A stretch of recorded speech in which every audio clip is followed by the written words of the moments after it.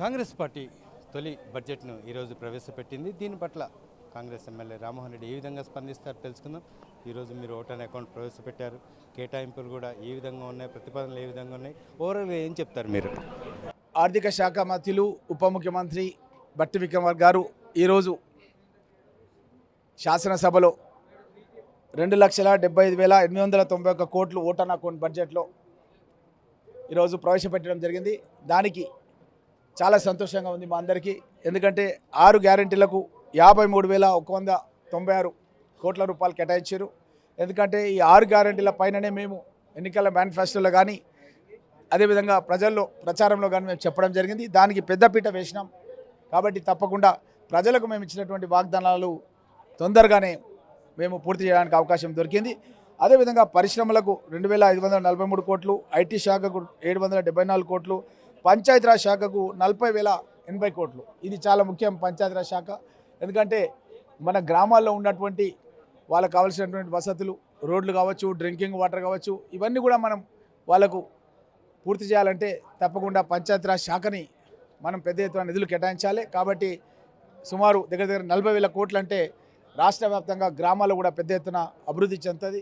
అదేవిధంగా SC, ST, BC మైనార్టీలకు గత గవర్నమెంట్ లోపల అద్దె భవనాల్లో కొనసాగిస్తుండే మేము తప్పకుండా పర్మనెంట్ బిల్డింగ్స్ కన్స్ట్రక్షన్ చేస్తామన్న విషయాన్ని కూడా తెలియజేస్తూ, గత ప్రభుత్వం లోపల కేవలం కేటాయింపులు, చెల్లడి జీవోలు ఇచ్చారు. నా నియోజకవర్గం ఉదాహరణ, నా నియోజకవర్గంలో 100 పడకల గురించి అని చెప్పి జీవో ఇచ్చారు. పరిగి నియోజకవర్గంలో ₹1 కూడా ఇవ్వలేదు.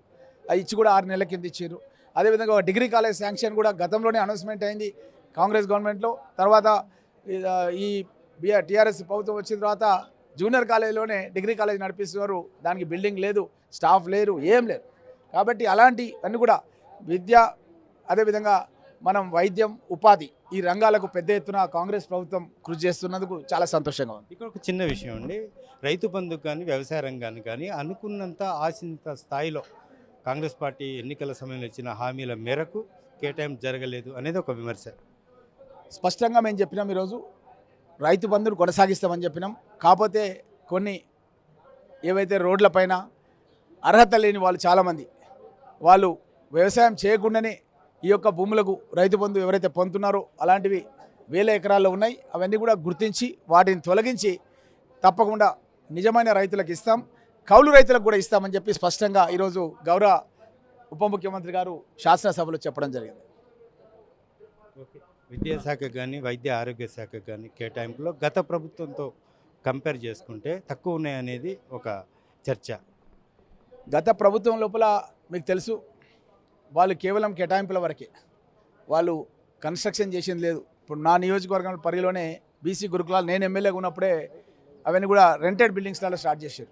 ఈరోజు కూడా రెంటెడ్ బిల్డింగ్స్లో ఉన్నాయి. కాబట్టి వాళ్ళు చేసింది ఏం లేదు, కాంట్రాక్ట్ టీచర్స్ని పెడుతున్నారు, రెంటెడ్ బిల్డింగ్స్ తీసుకొని స్టార్ట్ చేశారు. మేము అట్లా కాదు, మేము తప్పకుండా ల్యాండ్ కేటాయించి బిల్డింగ్స్ కట్టి ఒక నాణ్యమైనటువంటి విద్య దిశగా మేము పయనిస్తున్నాం. థ్యాంక్ యూ అండి. అది పరిస్థితి చాలా సమృద్ధిగా, కేటాయింపులు కూడా చాలా అనుకున్న గత ప్రభుత్వం కంటే ఈసారి కేటాయింపులు కానీ ప్రతిపాదనలు కానీ సమృద్ధిగా చేశాము. ఇటు తెలంగాణ ప్రజల అభివృద్ధి సంక్షేమ లక్ష్యాన్ని ఈ బడ్జెట్లో పొందుపరిచాము, ఈ బడ్జెట్ రిఫ్లెక్ట్ చేస్తుంది అనే అంశాన్ని Parigi MLA, Congress party MLA ఇటు రామ్మోహన్ రెడ్డి వ్యక్తం చేస్తున్న పరిస్థితులు కనిపిస్తున్నాయి. కెమెరా పర్సన్ రాజాతో హరికృష్ణ, వన్ ఇండియా తెలుగు, హైదరాబాద్.